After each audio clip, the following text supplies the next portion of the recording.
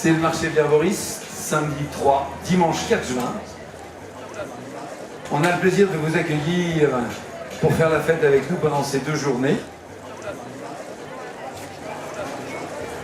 Chaque année, le premier week-end de juin, nous avons cette manifestation qui regroupe plus d'une centaine d'exposants, qui vous montrent les plantes comme on les trouve dans les jardins, dans les cultures, ainsi que les produits dérivés qui sont faits par des fabricants.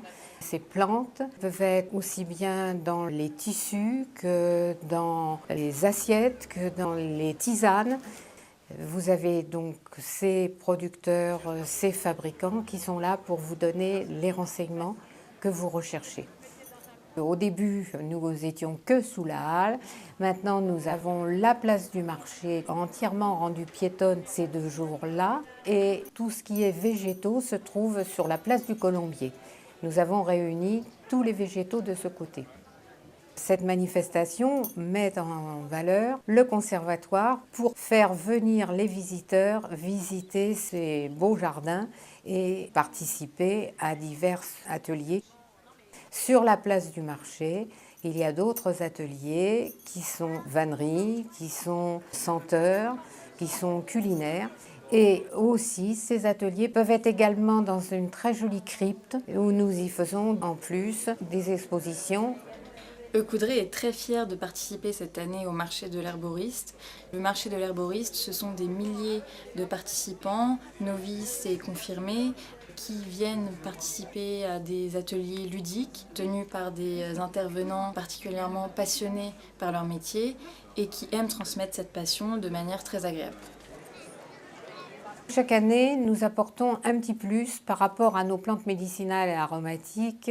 Nous invitons des sociétés, des firmes qui ont des spécificités, comme l'établissement d'Aragal qui se trouve à Milly-la-Forêt, mais également l'Osmothèque de Versailles, puisque l'année 2017, nous avons choisi comme thème les plantes à parfum.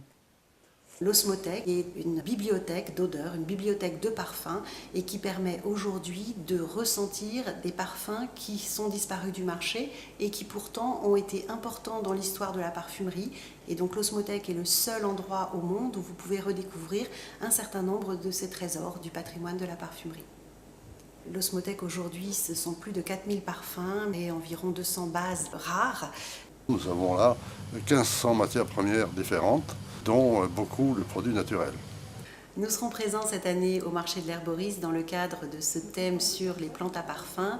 Nous allons présenter des matières premières qui sont constitutives de la palette du parfumeur. Ce sont des parfumeurs qui vont vous parler de ces matières premières et de comment ils les utilisent en parfumerie. On présentera les parfums emblématiques de la parfumerie française. La rose, la lavande, le jasmin, l'iris, la tubéreuse par exemple. Et il y aura une deuxième partie, une conférence où on présentera les matières premières de la parfumerie, donc les pleurs, mais aussi les boisés, les matières premières animales, les matières premières de synthèse. Comme on veut que ce soit une partie fête également, le samedi soir, nous faisons un pique-nique dans le jardin du Moustier et en plus, il y a un orchestre, on peut danser, on peut faire la fête.